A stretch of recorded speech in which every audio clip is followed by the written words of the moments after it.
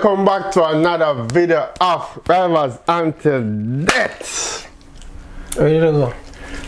Ready? Before we move on to the game, let's talk about the favorites to win the league, Arsenal.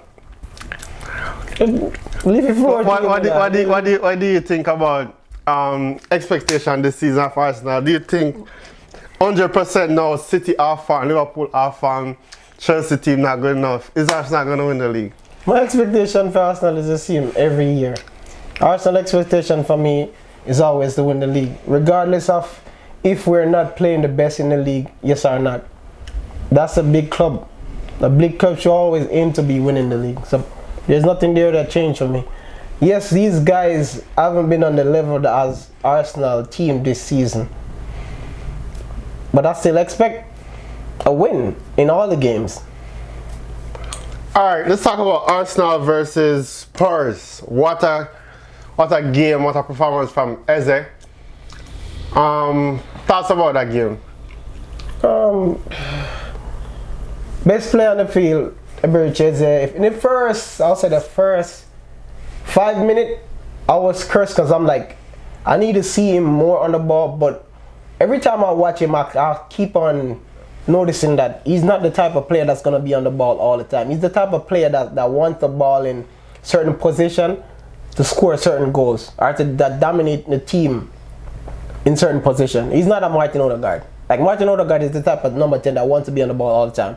He's not the type of player. No, but the thing is, you have players that the only way that they can be effective in the game is how much often they have the ball. He's very clinical. I've watched him for years. He probably doesn't need the ball a lot to be as clinical, you know? Yeah. Certain players just need a few chances, probably a one good attack. Yeah, but for me though, in that game, it was like a training guy. It's like a training match for me. I don't see, it's only one team that came to play football. Tottenham literally came there with 5 defenders. They didn't do nothing at all. They didn't do nothing to us at all in the game. Martin Zuberman just running the show in that midfield. The best midfielder in the league, Declan Rice, again.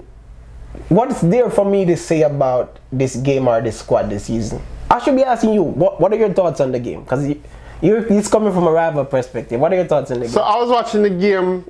After I see there's no chance for Spurs, I turned it off. Big disappointment.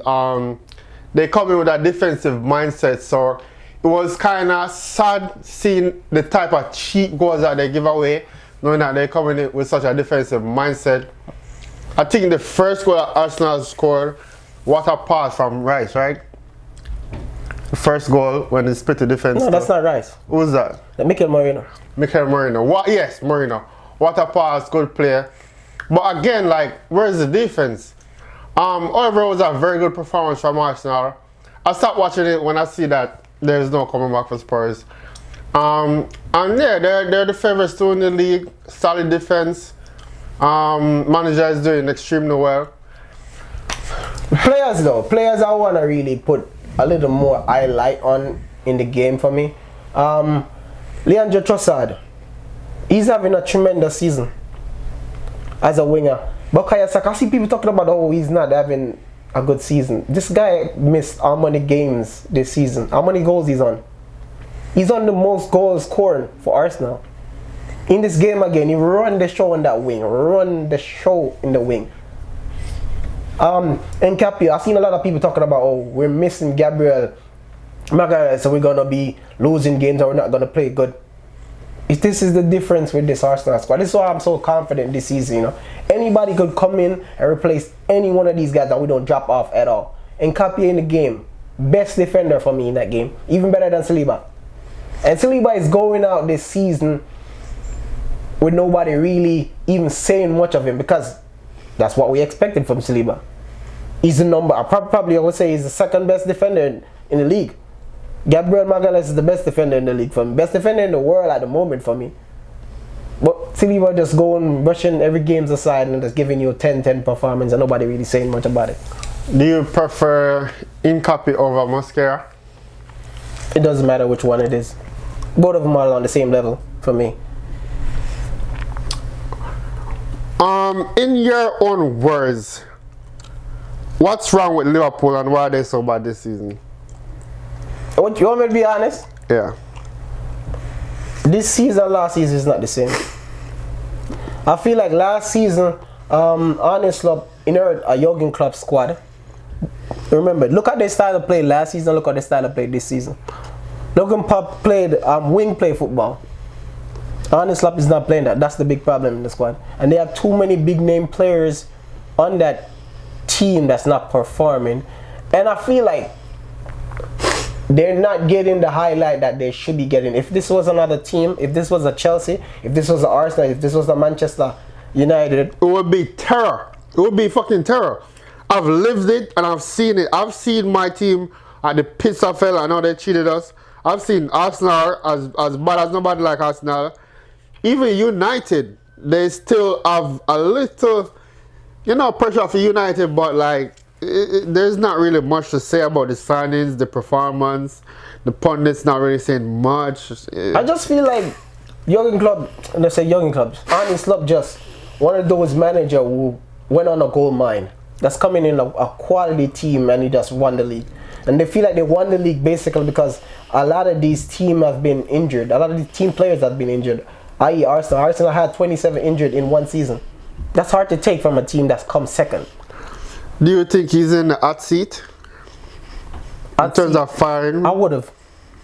Let's be honest. If this was any other manager who lost this much game in a season, or they just came off winning the league. If this was a Chelsea in that position, yeah, they would fire him. They fired two after the Manchester United. No, maybe not Manchester United now, but if that was Chelsea, fire. If that was Arsenal, lose. How much game they lost now? 7 games in the league.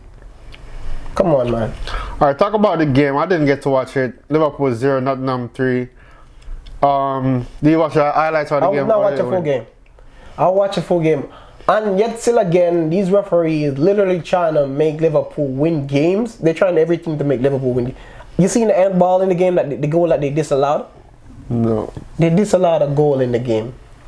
For Nottingham Forest, saying the guy who handled the ball. This guy didn't touch the ball nowhere near his arm, nowhere near his. They're saying he touches his arm. I don't see that. This guy, the ball literally touches arm sleeve right up here, and they give away. Oh, disallowed the goal. Mo Salah in the game. Mo Salah this season. Where is Mo Salah? Where is your King Liverpool fans? I think it's natural for a player at his age to start declining. I think for his age and how long he's in the league to be performing that consistently past 30 was incredible in itself. So I'm not gonna really bash him that much because I think it's just naturally for you to decline at this age in your career. My question is this though. When are we gonna talk about Alexander Isak? He's the flop of the season. I think he's worse and worse because at least he's established in the league as a top 3 striker. I put him top 2. One of the best in the league. Used to the league, dominated the league. So when he go in the fluid attack like City, I was actually scared. So for him, out of all person to not be performing, I mean, Words is from a softer league. And yes, I still have smoke for Words, but because of the price tag, but I was expecting more from Isak. The reason why I'm not gonna say Words is having a less of bad season than him is because Words have been playing more games than him. But this is the end of November, and this guy hasn't scored a league goals yet. For how much money? I'm disappointed. And this guy played, I think it was 70 minutes in the game. Didn't have a shot at all on the goal. If this was Victor Gyökeres, you see how Victor Gyökeres is on, in all competition, he's on 6 goals. He has 4 goals in the league. And look how they treated Victor Gyökeres. And this guy doesn't have a goal at all in the league. And look at the difference. This is what I'm talking about when I said Liverpool are the media darling when it comes on to Premier League.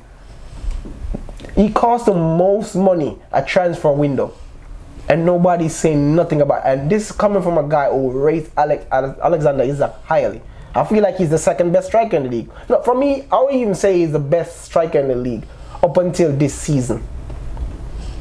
I would say that because I like his style of play. Yes, Haaland is the best goal scorer in the league, but for me, overall gameplay, Alexander Isak. But this season, I don't know which player is that, man. Let's talk about Burnley 0, Chelsea 2. Couple important players didn't play because of international duty. No Caicedo. Brazil manager start Esteval back to back, which I wasn't really happy of. He got some rest, he didn't play as well. I like the fact that Andre Santos came in, won the man of the match. I think he was good defensively. The defense has been better over the last couple of games. They racked up some clean sheets, some up with that. I still think we need a January defensive signing, probably centre back, to keep staying in the top four and competing. But overall, it wasn't a bad game. It was the most exciting game. I really liked the first goal. What a pass, split defense, Pedro Neto finish. And Enzo done well to finishing up. There wasn't much action.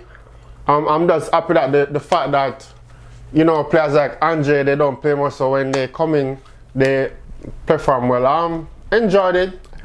Also happy with the league position, second behind Arsenal.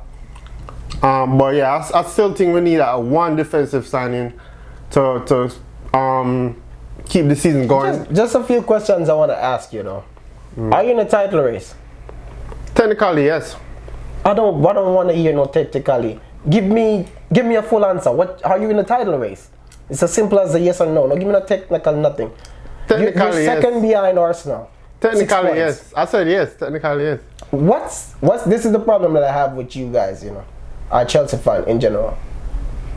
When it comes on to big club status, you guys don't want to grab that. And then you want to say you're a bigger club than certain club. No, we don't want to grab that. We are a big club. We won the Champions League twice. We won a couple of Premier League. Points. You're 6 points behind the leaders, Arsenal. You play the leaders, Arsenal, next week. And I ask you, are you in a title race? You said technically. Bro, yes, I said technically, yes. Technically, yes. What's wrong with that? And also, happy to see Palmer coming back. Think, hopefully, it doesn't take him long to get sharp. He's going to be very important. And I have to give this manager credit. No one gives this manager credit. His best players out, Cole Palmer. One of his best defenders out, Levi Cohen. And he's up there. So, credit to our manager. And again, you're saying that they didn't play Esteval because they rested him. No, I don't think that was a rest. Esteval hasn't been started for how long now? He don't start out of Esteval. He started Pedro Neto. I could say that he benched him in some game that he should have started, but I don't mind him not playing him that much. I think what that does is kind of lessen the expectation of him. And he's still a young player, but I would like to see him more, but I don't have any problem with how much he's playing him. No, I'm not saying it's not a problem. I'm just saying that that's what's happening in the game. He's not a starter for you. But the thing is, what I'm going to really look at now, because the last couple of weeks I could give it a pass, you know, in playing him in the Champions League sometime, bench him sometime, whatever. But we have two important games coming up, Barca and Arsenal. If he doesn't start in at least one of those games, I'm going to have a problem. Which game would you start him in? I'll start him in the Arsenal game, because with the Champions League, we have more chance. But I think the Arsenal game is important, and without him, we're going to have it rough on the attacking side. So I'll start him against Arsenal. I'll probably go more for the Barca game. Barcelona play high line. You're more likely to get chances in that game than to get out of them. You're more of the Chelsea fan, I understand. Let's talk about City. Missed opportunity. Big blow in their title race. Newcastle 2, City 1. Talk about it. I said it a week.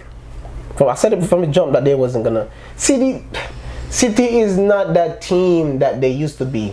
It's not that Centurion team. City is not that team, bro. City will win a game today and lose 2 tomorrow. That's the City. These players that they have in the squad that people think are world class or this high level player, they're not. They're just okay players.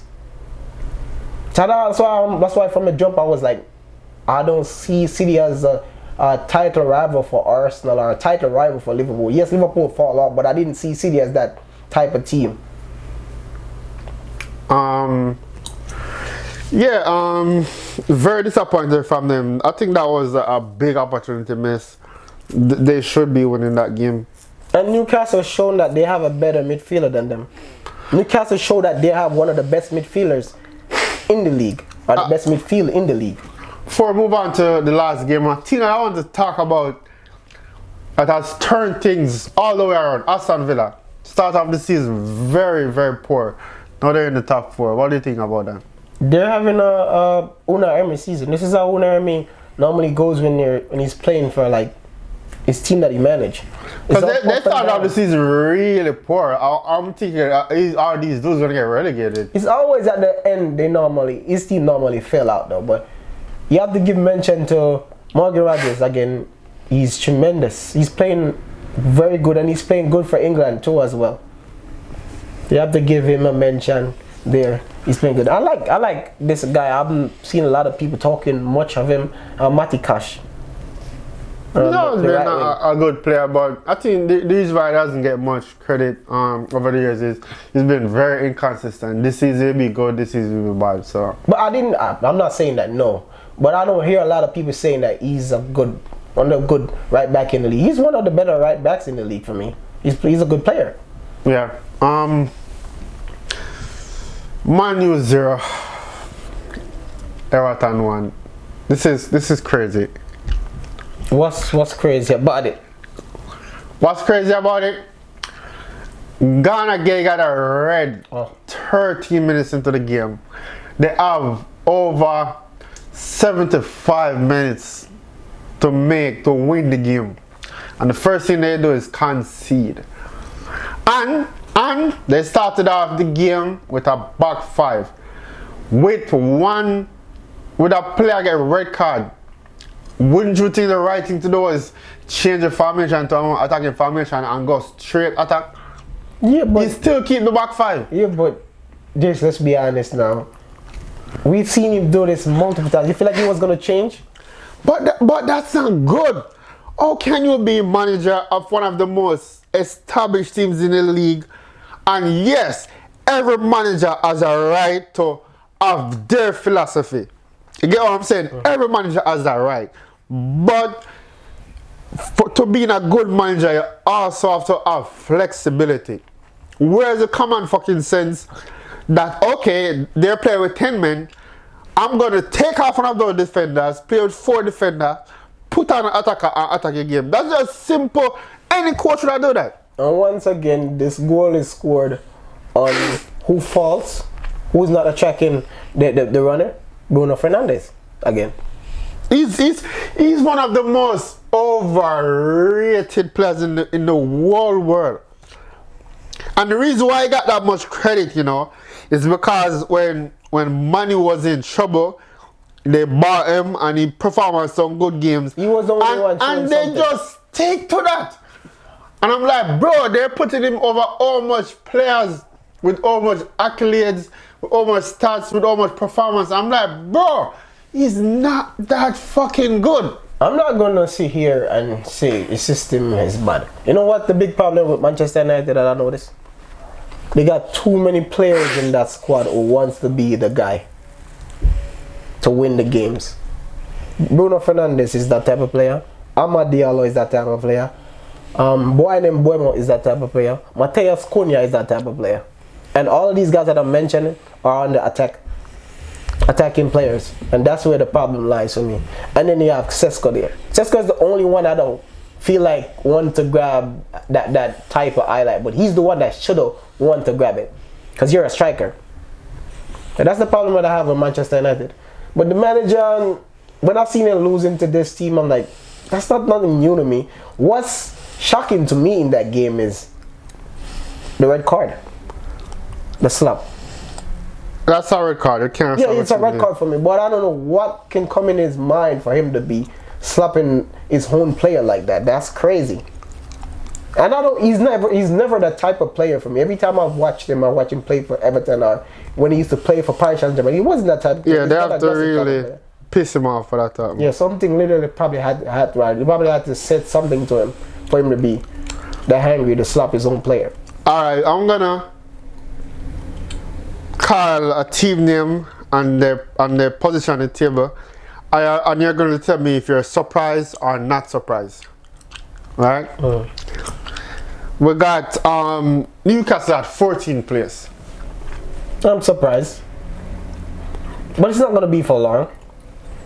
Got Liverpool 12th place, 6 win, 6 loss. You have to say surprise. These guys are the champions. Got Manchester United 10th place. Not surprised. Spurs 9th. Not surprised. I'm on a 50-50 with that one. I'm not going to talk about City. I think no one will be surprised for 3rd place. But Chelsea 2nd. Surprise second, yes, but I don't feel like they're gonna finish there by the end of the season. I think we can. So I can say surprise. I think if Palmer stay fit and we get a central defender, I think we can. So if this is that, then you're saying that you think you can stay at second. This is what I don't understand.